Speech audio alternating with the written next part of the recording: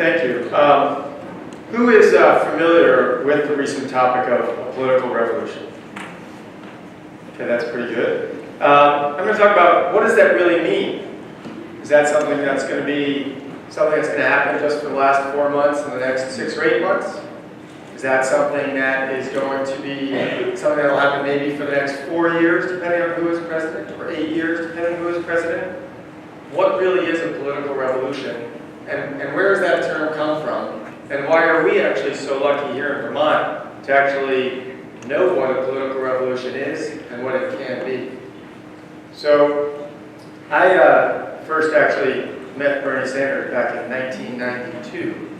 I was a student here at the University of Vermont and met this person who spoke for what they believed in and stood for what he believed in and didn't really waver, which, as you know, has been one of the hallmarks of his campaign this time around.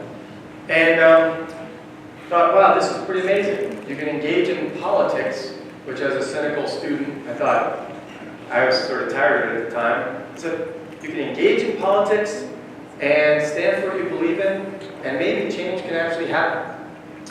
And in some respects now, 20 years later, I stand and go, wow, change is very slow, change is very difficult. But how does it happen? And Bernie has talked about the revolution, and I'm wondering, what do we each think of as what this revolution is?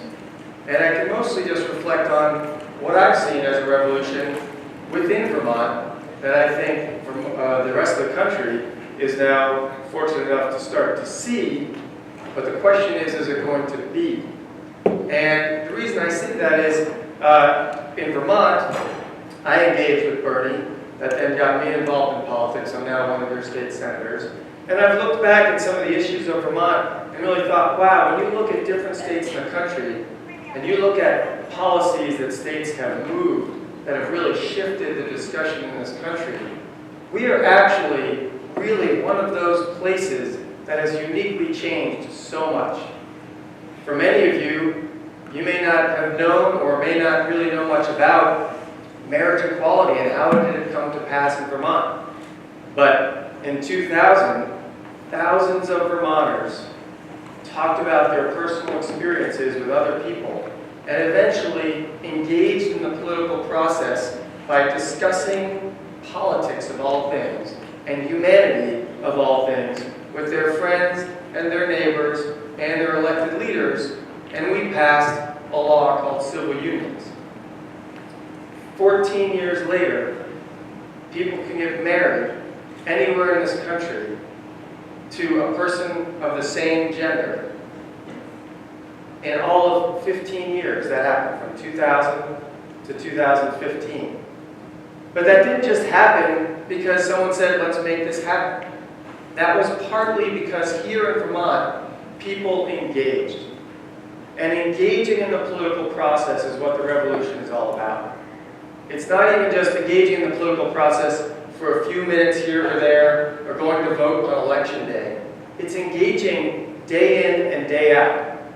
Whether, as our last speaker talked about, engaging with the person who falls and creating the change you want to create, but doing that on a daily basis in each of your decisions that you make, in what you buy, or how you react in a circumstance where someone might be being bullied or picked on. Do you just walk away, or do you engage? The political revolution is about engaging. And if you look at Bernie, you sit there and go, how does this guy ever not engage? It's just engaging and engaging and engaging. We don't all quite have to be Bernie, although any one of us could be.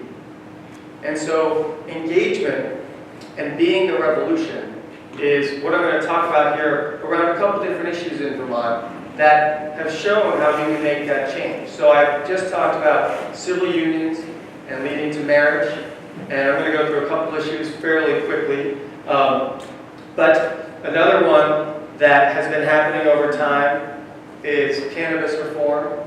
We are currently discussing that at the State House, but it all started, well, decades ago by people far before me, talking about, is a policy working or not in our society? And eventually, myself and others started talking about it in the political process. But we are only able in the political process, those of us who are elected, to make change happen we're only able to make that change happen by folks engaging. And so in the cannabis discussion, more and more Vermonters started talking amongst themselves, and then eventually with their political legislators and others to say, you know, the policy is not working. There is cannabis everywhere. It is an underground scenario. Why is this legal or illegal? We started asking questions and having those discussions, and now we are having that conversation. But none of that happens unless each of you engages in that conversation on a regular basis. And so cannabis went from medical cannabis in the early 2000s to expanding towards decriminalization a few years ago, and now we're talking about full-on changing the way we manage it in society, and instead of having an underground scenario, to one where we have a managed and regulated system in our culture.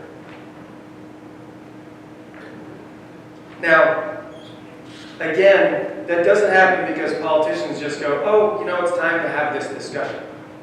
Because frankly, most politicians are kind of like, for lack of a better word, cowards. We don't actually want to stick our necks out very far, because what happens when you do that is you lose. And if you're engaged in politics because you want to make a few things happen here and there, you say, well, if I'm cautious on all these other things, I'll eventually have enough time to work on getting this one thing done that I really care about. So for the most part, politicians are fairly cautious individuals. It's pretty interesting in this presidential dynamic, we've got two very non-cautious people who are actually leading on either side of the spectrum. Because frankly, most people want more than it. But as political folks, we are very cautious about what we do.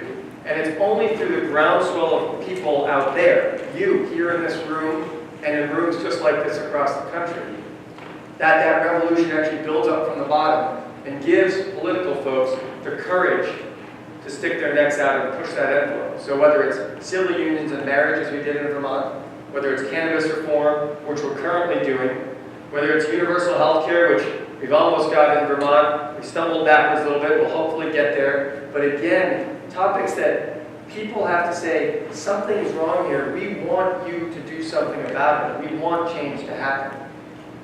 And that revolution is only going to continue to happen as you engage. I don't know how many folks have seen the YouTube video that in all of 3 days has 20 million hits about Texas Tech University. Has anybody seen that? Nobody. Wow, well, that's good, because it means it's something new for you to see. There was a YouTube video put out by some students at Texas Tech University where they interviewed their peers on campus. And they asked a couple questions. One was, who is the vice president?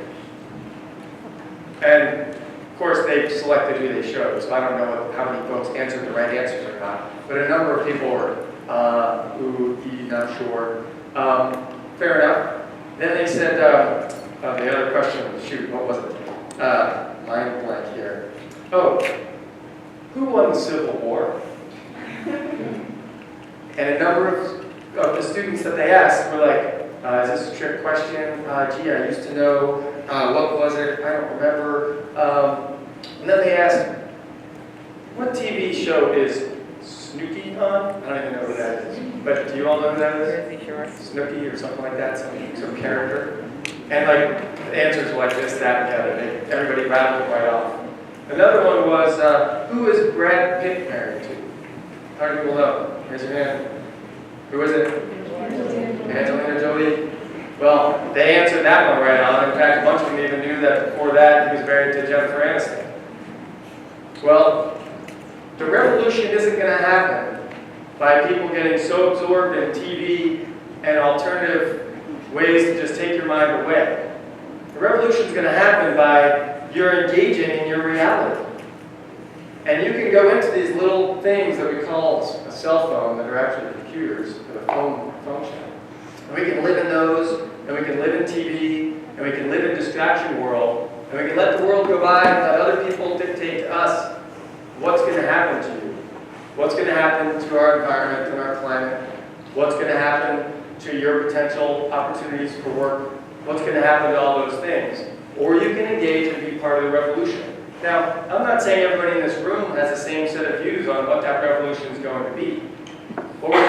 better chance of making it happen in some direction if you engage than if you don't engage.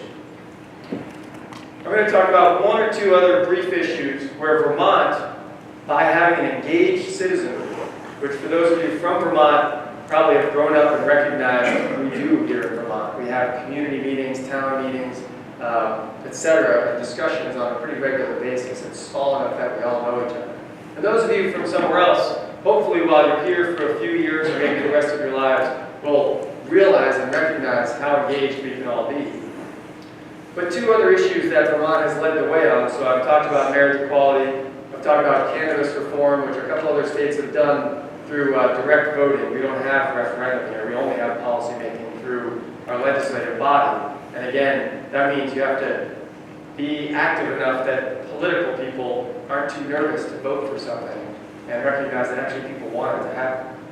But the two other issues I would say that have happened recently that have been fairly significant with respect to what other states have done or most have not done.